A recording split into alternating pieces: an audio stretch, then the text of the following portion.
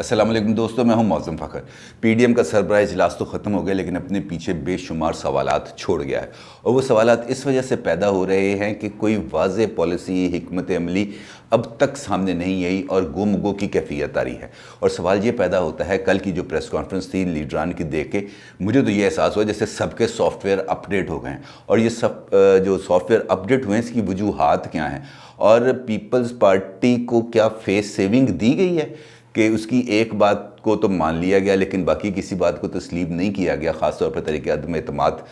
کے حوالے سے اس کو آپشن دے دی گئی۔ تو میرا خیال ہے کہ اس تمام سچویشن کے اندر جو سب سے امپورٹنٹ پہلو ہے وہ یہی ہے کہ پیپلز پارٹی کو فیس سیونگ ملنا اور سب کے لب و لہجے میں نرمی آنا، اور اس کی کیا وجوہات ہے، اور میرا خیال ہے ہمیں اس پر آج تفصیل سے بات کرنی چاہیے۔ سب سے پہلے ہم بات کرتے ہیں پیپلز پارٹی کی۔ آپ کو معلوم ہے کہ پیپلز پارٹی ایک طویل عرصے سے، جب سے پی ڈی ایم بنی ہے اس سے لے کر اب تک، پیپلز پارٹی مختلف تنازعات کا شکار رہی ہے، اور پیپلز پارٹی پر ہمیشہ انگلیاں ہی اٹھتی آئی ہیں اس کے اسٹیبلشمنٹ کے رابطوں کے ذریعے، اگرچہ ان رابطوں کے ذریعے پی ڈی ایم کی قیادت کو کچھ سپیس ملی تھی اپنی پولیٹیکل ایکٹیویٹیز کو اسٹرینتھن کرنے کے لیے، لوگوں کو اپنے ساتھ جوڑنے کے لیے۔ اب اس کے اندر پی ڈی ایم کس حد تک کامیاب ہوئی ہے، کس حد تک ناکام ہوئی ہے، یہ ایک الگ بحث ہے، کیونکہ میری یہ رائے بن رہی ہے کہ لاہور کا جلسہ اگرچہ لوگوں کے کارکنوں کے اعتبار سے تو بہت اچھا اور بھرپور تھا، لیکن شاید وہ ان حلقوں کو متاثر نہیں کر سکا جو فیصلہ سازی کے اندر اہم کردار ادا کرتے ہیں۔ میرا اشارہ اسٹیبلشمنٹ کی جانب ہے، کیونکہ وہی وہ لاہور کا جلسہ وہ مقام ہے جہاں سے پی ڈی ایم کے غبارے میں سے ہوا نکلنا آہستہ آہستہ شروع ہو گئی تھی، اور لاہور کے جلسے کے بعد ہی مختلف جگہوں پر اختلافات کی خبریں سامنے آتی رہیں، لیکن وہ ہمارا اس وقت موضوع نہیں ہے۔ ہمارا موضوع ہے پی ڈی ایم کی اگلی کارکردگی کیا ہوگی اور وہ کس طریقے سے اپنا مومنٹم آگے لے کے چلے گی۔ تو اس سے پہلے ہم اس پر بات کریں، ہمیں پہلے کل کے ماحول کو جانچنا ضروری ہے کہ کل کیا ماحول تھا۔ کل بڑا تلخی کے اندر اجلاس شروع ہوا، پی ڈی ایم کا سربراہ اجلاس، اور آغاز پر ہی پیپلز پارٹی پر تنقید شروع ہو گئی جے یو آئی کی جانب سے اور جے یو پی کہ مولانا انس نورانی کی طرف سے، کہ آپ کی جو بیانات ہیں اور آپ کی جو پولیٹیکل سٹینڈنگز ہیں اس کی وجہ سے حکومت کی جو مضبوطی ہے اس کا ایک بہت بڑا تاثر بن رہا ہے، اور یہ پی ڈی ایم کی کمزوری کا اظہار ہے۔ اور آپ کی جانب سے جو بیانات سامنے آتے ہیں وہ اس طرح سے ہیں جیسے صرف آپ اور نون لیگ دونوں ہی وہ جماعتیں ہیں جو پی ڈی ایم کو چلا رہی ہیں، ہم تو صرف حلوہ کھانے آتے ہیں اور حلوہ کھا کے چلے جائیں گے۔ اور یہ والا تاثر جب مارکیٹ پہ پھیلتا ہے، لوگوں میں پھیلتا ہے، تو یہ ہماری کمزوری کو ظاہر کرتا ہے، اور یہ تاثر نہیں ہونا چاہیے۔ اور گفتگو کے دوران ایک موقع پر بلاول بھٹو کی اور مولانا فضل الرحمان کی تلخ کلامی بھی ہوئی۔ جب پیپلز پارٹی پر بہت زیادہ تنقید کی گئی تو بلاول نے ان کو یہ جواب دیا کہ آپ پہلے اپنی پوزیشن تو واضح کریں، کیونکہ آپ کی بھی لب و لہجے کے اندر بڑی نرمی آئی ہے، اور اس کی کیا وجہ ہے کہ ایک وقت میں آپ پنڈی کی طرف مارچ کرنے کا بھی اعلان کر رہے تھے، اور آپ سلیکٹڈ کی جگہ پر سلیکٹرز کو تنقید کا نشانہ بنا رہے تھے، اور 4 دن پہلے آپ نے خود یہ کہہ دیا کہ میری تو لڑائی نہیں ہے ان سے، میری تو شکوے شکایتیں ہیں۔ تو اس تبدیلی کی کیا وجہ ہے؟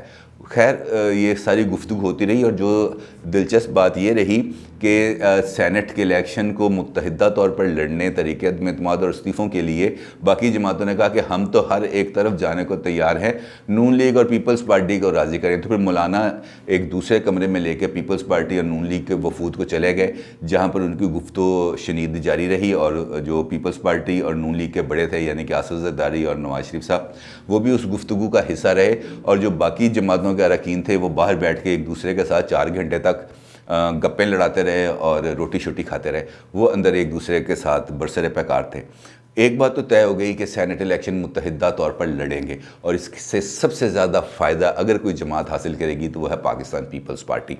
کیونکہ پاکستان پیپلز پارٹی سینٹ کے اندر جو ہے اپنی گیم بنانے کے بعد یوسف رضا گیلانی کو چیئرمین سینٹ بنانا چاہتی ہے، اور اب یہ بات کھل کے سامنے آ چکی ہے، اور سینٹ کے اندر اپنی پوزیشن کو بہتر بنا کر وہ اسٹیبلشمنٹ کے ساتھ زیادہ بہتر الائنمنٹ کر کے اپنے لیے کچھ سہولتیں حاصل کرنا چاہتی ہے، جبکہ اس سارے معاملے کے اندر جو نون لیگ اور باقی جے یو آئی اور دیگر جماعتیں ہیں انہوں نے اس شرط پہ حامی بھری ہے کہ آپ اگر یہ تمام معاملات کو آگے لے کے چل سکتے ہیں اور سینٹ کے اندر سرپرائزنگ ریزلٹس دے سکتے ہیں تو پھر ہم سینٹ الیکشن کے بعد تحریک عدم اعتماد والی جو آپ کی جو آپشن ہے ہم اس پر بات کرنے کو تیار ہیں، لیکن اس سے پہلے تحریک عدم اعتماد کا آپشن ہماری طرف سے ختم ہے، اور پیپلز پارٹی کی جانب سے استعفوں اور لانگ مارچ کی جانب سے گریز سامنے آ رہا تھا۔ پیپلز پارٹی نہ لانگ مارچ کرنا چاہ رہی ہے، نہ استعفے دینا چاہ رہی ہے، وہ کہتی ہے عدم اعتماد۔ اب عدم اعتماد کے لیے وہ اتحادیوں کو اس بات پر بھی قائل نہیں کر سکے کہ ہمارے پاس نمبرز کیا ہیں یا ہمارے پاس کون سی ایسی یقین دہانیاں ہیں جس پر ہم یہ گیم کو، اس اکثریتی ٹیبل کو ٹرن اراؤنڈ کر دیں گے، اپنے حق میں تبدیل کر لیں گے، یہ ساری اقلیت کو اکثریت میں بدل دیں گے۔ وہ ایسی کون سے گدڑ سنگھی ہے، وہ پیپلز پارٹی وہ گدڑ سنگھی سے ان کو روح شناس کرانے میں بالکل ناکام رہی، جس کی وجہ سے یہ ایک ڈیڈ لاک پیدا ہو گیا، اور اس ڈیڈ لاک سے باہر نکلنے کے لیے پیپلز پارٹی کو فیس سیونگ دی گئی کہ آپ یہ سینٹ کا الیکشن ہم مل کے لڑتے ہیں، اور آپ لانگ مارچ کی مخالفت نہ کریں، کیونکہ اگر آپ نے لانگ مارچ کی مخالفت کی تو پھر ہمیں آپ کو اس سے الگ کرنا پڑے گا۔ اور یہی اس اجلاس میں طے پایا ہے کہ اگر پیپلز پارٹی 25 مارچ کے لانگ مارچ سے اپنے آپ کو الگ کرتی ہے تو پھر اس کو اس اتحاد سے باہر نکال دیا جائے گا۔ اب سوال یہ پیدا ہوتا ہے کہ کیا پیپلز پارٹی، جے یو آئی اور نون لیگ، ان تینوں کے سافٹ ویئر اپ ڈیٹ ہو گئے ہیں؟ بظاہر تو ایسا ہی لگتا ہے، اور اس کی وجہ میں تینوں کی آپ کو مختلف وجوہات آپ کو بتاتا ہوں۔ جے یو آئی کا تو اتنے بڑے سٹیکس نہیں ہے، جے یو آئی تو محض ڈیسپریٹ ہے، اور جب اس نے یہ دیکھا کہ اتحاد میں شامل 2 بڑی جماعتوں کے رابطے ہو گئے ہیں تو انہوں نے بھی اپنے رابطے بحال کیے اور اپنے لیے کچھ رعایتیں اور کچھ فیس سیونگس مانگی۔ رعایتوں کا مطلب آپ کو معلوم ہی ہے کہ کیسز جو بھی نیب کے اندر انکوائریز چل رہی ہیں اس حوالے سے چیزیں چل رہی تھیں ان کی۔ نون لیگ کا معاملہ یہ ہے کہ آپ کو یاد ہے کہ میں نے چند دن پہلے اپنے ویلاگ میں بتایا تھا کہ لندن کے اندر نواز شریف صاحب کی کچھ ملاقاتوں کے ڈاکومنٹری ایویڈنسز اور آڈیوز وہ پی ٹی آئی کے عمران خان کو مل چکی ہیں، اور ان ایویڈنسز کے بعد سے ہی نون لیگ کا بھی معاملہ کچھ تھوڑا سا دب گیا ہے، اور کل کی بھی پریس کانفرنس کے اندر مریم نواز اور دیگر لیڈران نے کچھ کھل کے بات نہیں کی۔ اور پیپلز پارٹی کا تو سافٹ ویئر آلریڈی اپڈیٹ ہے، وہ تو روز کی بنیاد پر اپڈیٹ ہوتا ہے، اور میں حیران ہوں بعض دفعہ پیپلز پارٹی پر کہ پیپلز پارٹی وہ جماعت تھی جس کا خمیر ہی اینٹی اسٹیبلشمنٹ تھا، اور اب وہ اس لیول پر چلی گئی ہے کہ سانس لینے سے پہلے بھی اسٹیبلشمنٹ کی طرف دیکھتے ہیں کہ ہم اب سانس لیں یا نہ لیں۔ اب اس صورتحال کے اندر لانگ مارچ کس حد تک کامیاب ہوگا، یہ پی ڈی ایم کے لیے بہت اہم سوال ہے۔ ایک جانب لوگ ہیں جو مہنگائی سے، بے روزگاری سے بہت زیادہ تنگ اور عاجز آ چکے ہیں، اور پی ڈی ایم ان 2 ایشوز کو اس طریقے سے اجاگر کرنے میں ناکام رہی ہے کہ لوگوں کو، عام لوگوں کو اپنے ساتھ انٹریکٹ کر سکے، اپنے ساتھ جوڑ سکے، اور حکومت بھی ان لوگوں کو کوئی ریلیف دینے میں ناکام رہی ہے۔ اور یہی ہے وہ ایک گرے ایریا جہاں پر اگر پی ڈی ایم کام کرتی ہے تو وہ لوگوں کو نکال کے باہر لا سکتی ہے اور لانگ مارچ کو کامیاب کر سکتی ہے، اور اگر لانگ مارچ کو کامیاب بنانا ہے تو پھر لوگوں کو ساتھ لے کے آنا ہے، اور اس کے لیے بہت بڑے پیمانے پر میس موبلائزیشن کی ضرورت ہے، کیونکہ جب تک لوگ بہت بڑے پیمانے پر باہر نہیں آئیں گے اس وقت تک لانگ مارچ کی کامیابی کا تو امکان نہ ہونے کے برابر ہے۔ اور اب یہ جو 1.5-2 مہینے کا ٹائم ان کو ملا ہے پی ڈی ایم کو، اب وہ اس میں بھی بہت اہم بات ہے کہ کیا اب وہ سینٹ الیکشن کے لیے جوڑ توڑ کریں گے یا گلی محلے کے اندر جا کے لوگوں کو اپنے ساتھ جوڑنے کی کوشش کریں گے، کیونکہ اعلان تو اب ہو گیا 25 مارچ کا،